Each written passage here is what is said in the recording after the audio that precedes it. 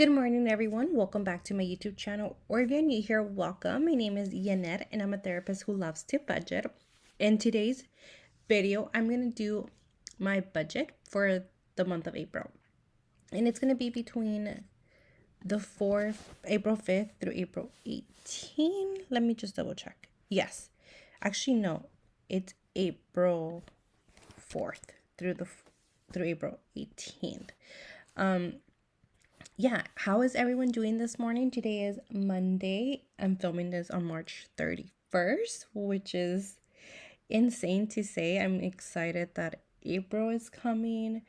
And today we woke up with rain, which has been very interesting because for the last few days after spring, it was warm and then it started getting very cold and rainy and yeah, it's supposed to be cold up until Friday. And then it's going to be, oh, wow. Okay. And then it's going to be in the mid 70s, high 70s. And by Wednesday of next week, it should be in the mid 80s. Wow. Okay. So I'm going to enjoy this cool weather because I am not a very highly summerish person with the heat. I'm lucky enough that I live in California, so we don't get, those very high heat waves. Well, we do get them, but I think what helps us is we don't very get too much humidity. I know we usually travel to New York in the summertime, and wow, that humidity, I don't know if I could handle that. I've always said I wanted to move to New York and live there, but I could maybe handle the winters, but the heat in the summer, I'm not too sure. I remember we went, I think it was 2017, to Orlando in the summer, and I've never been back since then. I don't ever compare that to New York and Florida because Florida is different type of heat. Whereas New York, yes, it's very hot and humid, but I think because of the buildings, it can you can stand there or walk a lot because that's what we tend to do. We tend to walk a lot or use the subways, but mostly walk. And I think because the buildings are so high, it's okay. It's you can still feel the humidity though, but the heat isn't blaring on you. So I think that's fine. But yeah, let me know in the comments down below how the weather is. Where do you live? What state or one country? Yeah, so like I said, in today's video, I'm going to do my April cash or my budget, my April budget. And yeah, I'm gonna start with my rollover.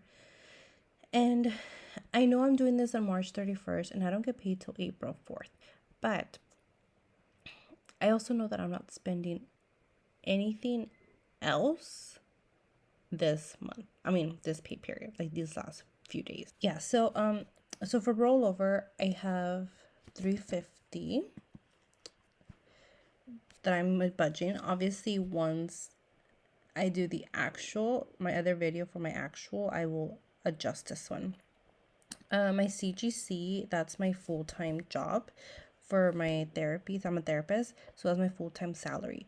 This one does not change, so I know how much I get paid each time. My PP, which is my private practice, where I also work part-time for therapy, I always under budget. I don't like to over budget. I sort of know how much I'm gonna get paid, obviously, because of how many clients that show up. But again, I just like to under budget because I don't want, I don't want to over budget and then my budget is not where it's supposed to be. Extra is 50 and 50, and then according to this, my income is 3,045. But it could fluctuate depending on how much I actually get paid for my private practice. My rent, this one doesn't change, and it is 800. That's just half, so it's 1,600, but that's just half of my rent. My car is 337, which again it's half of my car payment. My Zoom payment is $16. My Experian is 5. My insurance, I believe that's 146 for my insurance. And my buffer, I'm gonna do for now 25 for buffer. Let's just see where it goes. Now I'm gonna head over to my expenses.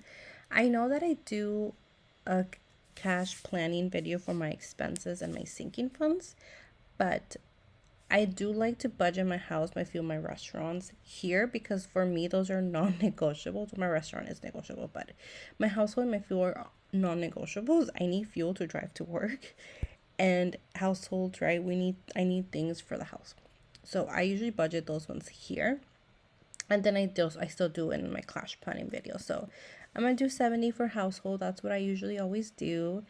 I'm gonna do 60 for my fuel, and I'll do 25 for restaurants. Restaurants, I've learned to cook at home more.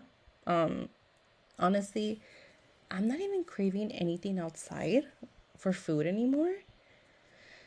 I don't know why. It just, nothing sounds appealing. So I've been cooking a lot more at home. Like yesterday night, I made soupa Toscana, like Olive Garden soup. And it just tasted so much better to me. I don't know why. I also don't like sausage. So I was able to omit that and just put it in my husband's soup and not in my soup. So maybe that's why, because I could make it to where how I would want to eat it. But yeah, I don't know why. I've been just wanting to cook more at home, and it just, like I said, I feel better, and I know what I put in my food. So yeah, but restaurant, just here and there, going to Chipotle, that's my weakness. I'm trying to work on that one, but yeah, it still gets me. Okay, emergency fund, that one, it's going to get 250 for now, and my Fidelity, which is my stocks, is going to get 150 for now. I am still at 1,161. My venture card, my venture one is going to get 200. My school is also going to get 200 payment. Wells Fargo gets 100. COB gets 36.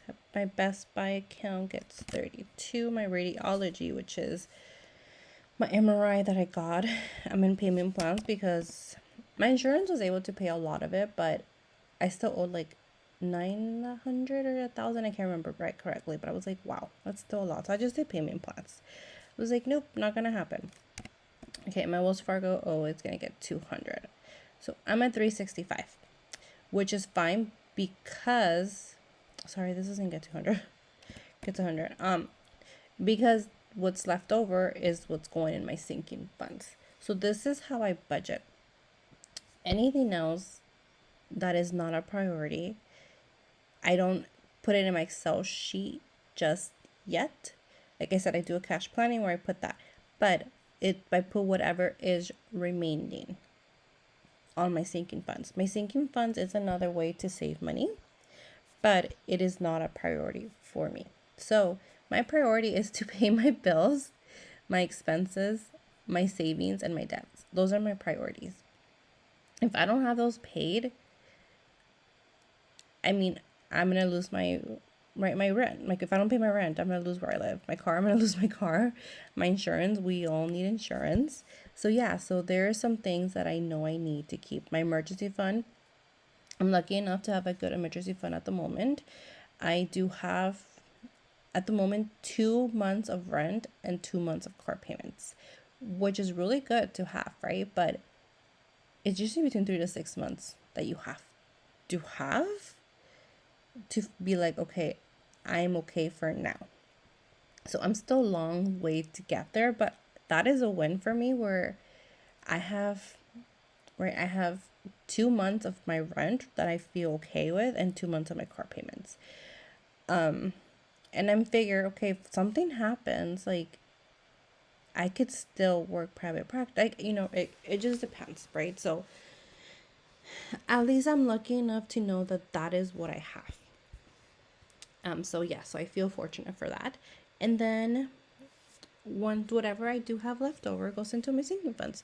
Like I said, that is not the priority for me, but it is nice to have leftover money. And a year ago, I did not have leftover budget money. I did have money and I made good enough money, but because I wasn't budgeting, I didn't know where my money was going. So now that I'm budgeting, I know where it's going and it has helped me drastically. So that is why I always encourage people to really budget. And I know that people are like, well, I know where it's going. But then when they really do budget and sit down and look at their budget, they're like, wow, I didn't know I was spending so much on this or on this. Or I did have that much left over that could have gone to either savings or debt or something. So yeah, just try it out for a few months. Again, it takes about 49 days to get a routine started. So try it for at least 3 to 4 months. And if you're like, nope, it's still not for me, you tried, right? But if it is for you, it's a good thing you did try. But yeah, so my next video will be a cash on stuffing video because I do need to cash on stuff a lot. And then a cash planning video after that. But thank you so much for being here today. Thank you so much for watching my channel, subscribing, liking, commenting. If you like more of these videos, if you like to keep up with me of what I'm doing, please subscribe. And I will see you all on my next video. Bye.